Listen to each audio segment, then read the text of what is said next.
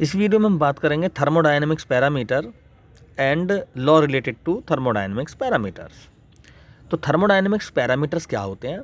किसी thermodynamic system में जो सब्सटेंस होते हैं, जैसे कोई गैस हो सकती है थर्मोडायनेमिक सिस्टम में, तो उस गैस का वॉल्यूम, टेम्परेचर, प्रेशर, वो क्या कहलाते हैं?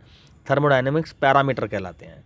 इन्हीं पैरामीटर से रिलेटेड कुछ लॉज हैं जिन्हें हम गैस लॉ भी बोलते हैं। तो पहला लॉ साइंटिस्ट बॉयल ने दिया। तो बॉयल्स लॉ क्या कहता है? बॉयल्स लॉ कहता है कि भाई अगर टेम्परेचर कांस्टेंट है किसी थर्मोडायनेमिक सिस्टम का, तो अगर हम प्रेशर बढ़ाएंगे, ये कोई थर्मोडायनेमिक सिस्टम बना रहा हूँ मैं, यहाँ पर ये पिस्टन लगा हुआ है, एक चैम्बर है गैस का, इसमें गैस भरी हुई है, ठीक है, ये गैस भरी हुई है इसमें, और अगर मैं इस पर प्रेशर अप्लाई करूँगा यहाँ से, तो ये पिस्टन कहाँ की डायरेक्शन में मूव करेगा? डाउन डायरेक्शन में मूव करेगा, ठीक है। तो प्रेशर बढ़ेगा तो वॉल्यूम इसका घटेगा, डिक्रीज होगा। तो इन्होंने क्या कहा इस लॉ में? According to this law, at constant temperature, temperature क्या होता है इसमें? कांस्टेंट। टेम्परेचर क्या है? कांस्टेंट है।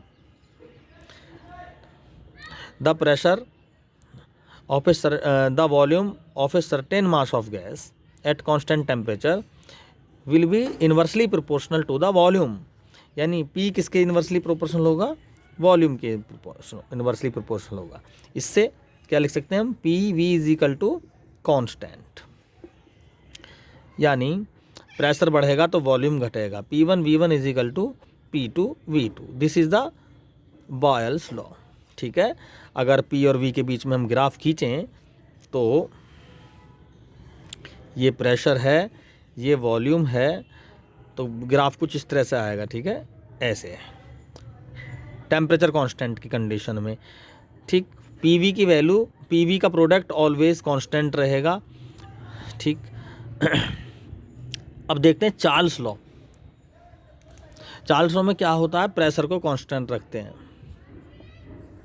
प्रेशर को क्या रखते हैं? कांस्टेंट रखते हैं। एट कांस्टेंट प्रेशर, है ना, the volume of a certain mass of gas is increase by temperature और increase with the temperature by a factor, ठीक है। वॉल्यूम क्या होता है इसका? इंक्रीज होता है टेम्परेचर के साथ। डेल्टा वी, अगर इंक्रीज वॉल्यूम है तो वो किस पे डिपेंड करेगा? 0 डिग्री सेंटीग्रेड पर कितना वॉल्यूम है उस पर डिपेंड करेगा, और टेम्परेचर का क्या डिफरेंस है उस पर डिपेंड करेगा, T डिग्री सेंटीग्रेड पर। तो चेंज ऑफ वॉल्यूम, टेम्परेचर के बढ़ने के साथ जितना टेम्परेचर बढ़ेगा उतना ही वॉल्यूम भी बढ़ेगा, जितना टेम्परेचर घटेगा वॉल्यूम भी घटेगा, और ये V0 जो 0 डिग्री सेंटीग्रेड पर वॉल्यूम है उस पर भी डिपेंड करेगा, ठीक है। V0 ज़्यादा है तो उसी रेशो में चेंज इन वॉल्यूम भी होगा। तो डेल्टा V क्या होगा यहाँ पर? एल्फा V0 T, ठीक है। एल्फा क्या है? ये वॉल्यूम कोफिशिएंट है ना, वॉल्यूम इंक्रीज कर रहा है ना, कोफिशिएंट ऑफ वॉल्यूम एक्सपेंशन है ये, इसकी वैल्यू 1/273 पर डिग्री सेंटीग्रेड होती है। तो टोटल वॉल्यूम में कितना चेंज हो गया?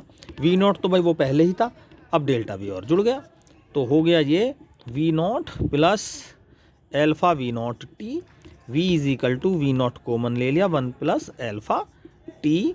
तो एल्फा की वैल्यू 1/273 रख दें तो ये हो गया V0। तो ये एक तो फॉर्मूला यही बन गया इसका, ठीक है। यहाँ से लिख सकते हैं 1 plus T/273, V is equal to V0, 273 plus T हो गया केल्विन में एब्सोल्यूट टेम्परेचर, और 273, और यहाँ से हम लिख सकते हैं V1/V2 is equal to T1/T2। It means ये T क्या है? डिग्री केल्विन में है, एब्सोल्यूट टेम्परेचर, ठीक है। तो V जो होगा वो directly proportional to the absolute temperature होगा, कब? जब कांस्टेंट प्रेशर है। It means according to this law, at constant pressure the volume of a certain mass of gas is directly proportional to the absolute temperature. Clear? This is the Charles law. अब हम करेंगे law of pressure की बात। Law of pressure में क्या constant रहेंगे? Volume constant रहेगा इसमें, ठीक है। वॉल्यूम कांस्टेंट रहेगा। तो वॉल्यूम कांस्टेंट रखने का मतलब है कि अगर हम किसी गैस का वॉल्यूम कांस्टेंट रखें तो उसके सर्टेन मास ऑफ गैस का टेम्परेचर अगर प्रेशर बढ़ेगा विद टेम्परेचर के साथ, ठीक है। According to this law at constant volume the pressure increase of a certain mass of gas with increase the temperature. Let delta P is the increase in pressure that is directly proportional to the pressure at 0 degree centigrade and change in temperature.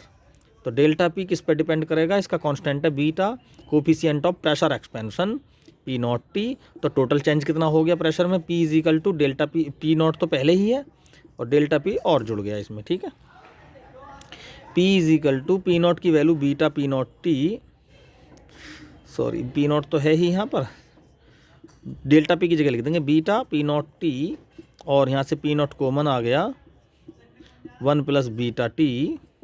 Beta की value होती है 1/273 alpha की जगह जैसे ही, तो यहाँ पे लिख देंगे 1 प्लस 1/273 टी, यहाँ से आ जाएगा निकल के P is equal to P naught, 273 में टी में जोड़ दिया तो ये एब्सोल्यूट टेम्परेचर बन गया केल्विन में 273, और P इज इक्वल टू यहाँ से लिख सकते हैं P1/P2 सेम उसी तरह चार्ल्स लॉ की तरह, और यहाँ से लिख सकते हैं P directly proportional to T। It means at constant volume the pressure of a certain mass of gas will be directly proportional to the absolute temperature। ये हम कहाँ देखते हैं, ये हम प्रेशर कुकर में देखते हैं। प्रेशर कुकर में क्या होता है, प्रेशर कुकर का वॉल्यूम कांस्टेंट रहता है, लेकिन जैसे ही गैस ओपन करते हैं तो टेम्परेचर बढ़ा तो प्रेशर बढ़ा, तभी तो वो सीटी मार देता है अपने टाइम पर ही। तो वॉल्यूम वहाँ पर चेंज नहीं है ना, वॉल्यूम कांस्टेंट है उस केस में, ठीक है। तो ये है हमारे गैस के लॉ रिलेटेड। तो अगली वीडियो में बात करेंगे हम आइडियल गैस इक्वेशन की, ठीक है। Thank you.